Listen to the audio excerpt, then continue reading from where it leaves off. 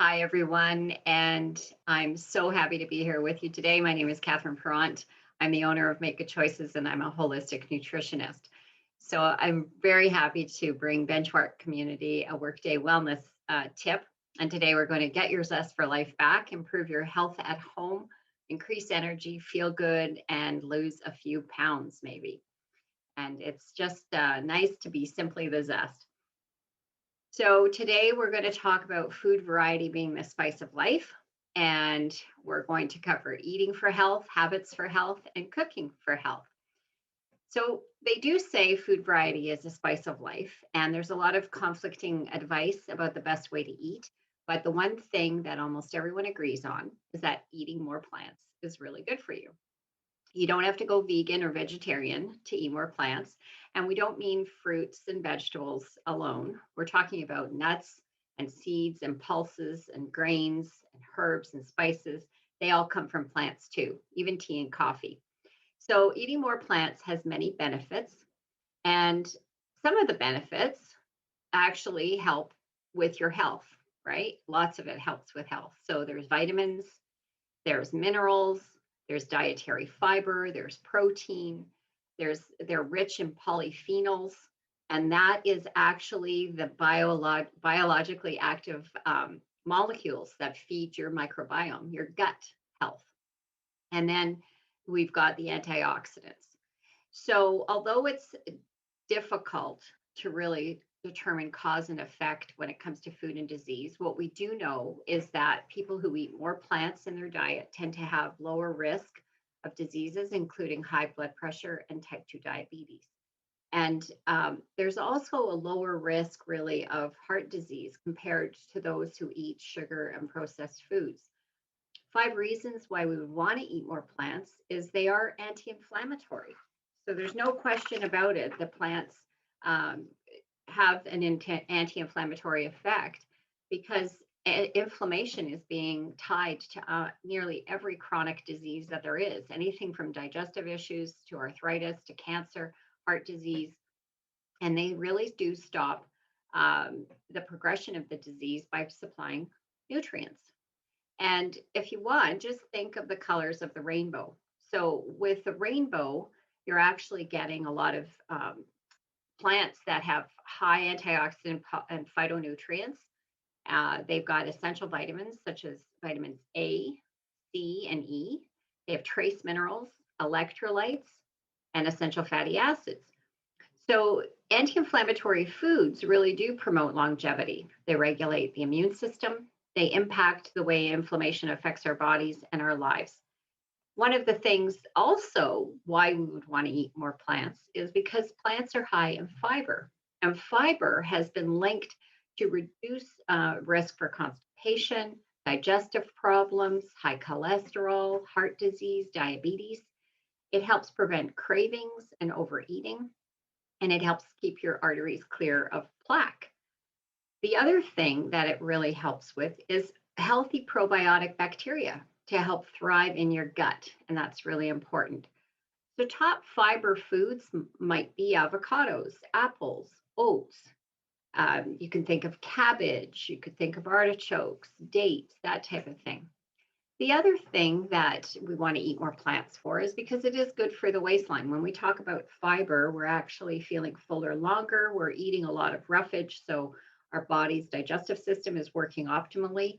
And also, it lowers the risk of chronic diseases. So, there is a study, and it's been shown in the European Journal of Clinical Nutrition that an 18-week dietary intervention using low fat plant based diet helped improve body weight, lipids, and glycemic control. So that's very important. And the other thing, if you check out the Lyon study, LYON, Diet Heart Study, found that the Mediterranean style, mostly plant based diet, could cut heart attacks and death rates due to heart disease by 70% compared to the traditional American diet. And if you think about it, plant foods that are commonly eaten in the healthiest parts of the world, leafy green vegetables, herbs and spices, pineapples, mangoes, nuts and seeds, um, those are really important and people live much healthier lives. The other thing is good for the environment. So, plant-based diet not only has a benefit for your waistline and health, but eating foods that take less natural resources to produce has a lower carbon footprint, spares some livestock, it reduces food scarcity globally. And, if you can buy local and eat seasonally, that also helps. So, if everyone was to cut back on their intake of animal foods in favor of eating more plants, it could have many far reaching positive effects. So, how much vegetables should you eat? As much as you can. We used to say 5 a day. Now it's about 7 a day to stay healthier for longer. And really only two per day should be fruit. So 80 grams is equivalent to about 3 heaped tablespoons of spinach or peas. And you can also include the frozen and tinned. So I'm going to give you now 10 ways to get more plants into your diet. And it's really important that I stress here, I am not promoting veganism or vegetarianism. I'm actually a flexitarian. So I eat everything, but I really do make sure that I eat healthy and I do eat a more plant-based diet. I do have my proteins, like I like my meat and my fish. I love salmon. I love turkey. So, these are 10 ways that you can get more plants in your diet. And I know because I do it. So you can bulk up with beans. You make your meals go further and you switch half or all of the meat you'd normally use to prepare things like stews, curries, bolognese with plant-based proteins. So mixed beans, lentils, chickpeas. You can add tinned tomatoes, herbs, and spices for extra flavor and diversity. Meat-free Mondays. This is a really great way to prioritize plant-based foods at least once a week. And if you're stuck for ideas, you can follow some of the great plant-based bloggers out there for some recipe inspiration. And if you send me an email, I can send you a couple of them as well. Fruit as a dessert. So fruits is a delicious dessert and it doesn't need to be boring. So you can bake, you can grill, you can chop all kinds of fruits and top them with nuts and seeds and spices to make things interesting. This is a big one, planning ahead. So when you're cooking up things, you want to cook up an extra set of roasted vegetables, vegetable-based stews at the weekend, and pop them in the refrigerator or freezer to use throughout the week. Cooking in bulk can save you time and money, ensuring that you have plant-powered meals ready to go whenever you need them. Now, frozen is your friend. A lot of people don't like frozen, but I'll tell you that if you can freeze your fruits and vegetables, they're just as nutritious as the fresh alternatives. And of course, if you're doing it yourself, you know exactly what's in there. So, canned fruits, vegetables, lentils, and beans are also good options. They give you a long shelf life, and they're always handy. Now, mixing it up, it's variety. Really, you do need variety, and you don't want to eat the same vegetables over and over again. So you really want to think in terms of the seasons. So if you know what your seasonal food calendar would be, so for us, I'm in Ontario, and obviously, we're right now in asparagus season. So this would be an awesome time to really get that variety in the diet and try some asparagus. The other thing is saying goodbye to boring salads. So forget about the iceberg or watery tomatoes and think about how to include all the colors of the rainbow. So tomatoes are really great, but if you're buying organic tomatoes, they taste even better. But you're wanting to include all those healthy polyphenols, incorporate texture and crunch, so toasted nuts and seeds. Try different things like grating, spiralizing. You might also even want to try something different that you haven't done, like kale or arugula or endive. The other thing is hidden greens. So kale, Swiss chard, spinach, or cabbage, you can chop them finely and you can put them into dishes. I actually like chopping up kale right at the end of when I'm making a soup, and I'll put that in and put the lid on and have it steam, and it's quite nice. And then the other thing that you want to do is make the most out of dips and spreads. And they're easy and cheap to make at home. You can use them as a creamy spread, a quick addition to salads, a dip for chopped vegetable sticks, or even a substitute for mayonnaise. And then the other thing is half and half.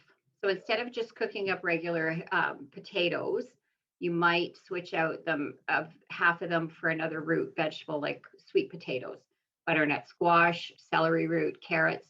When I make a shepherd's pie, I actually do a half of a white potato, one white potato and one sweet potato, and that really goes far.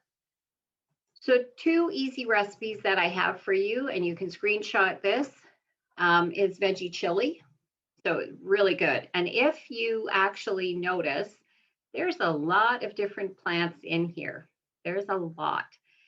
So you would really do well to try some of these recipes just to see. So courgette, for those that don't know, those are your zucchini, and you're going to just put those into your roasting pan, and you're going to add the tomatoes, and you've got all kinds of things in here: potatoes, garlic, the chicken thighs, the pesto, and the olive oil. So can you spice up your variety? How varied is your diet? Ask yourself, how many different types of food do you think you eat in a week? In Japan, officials love numbers even more. So advice issued in 1985 was to eat 30 different foods daily. Daily.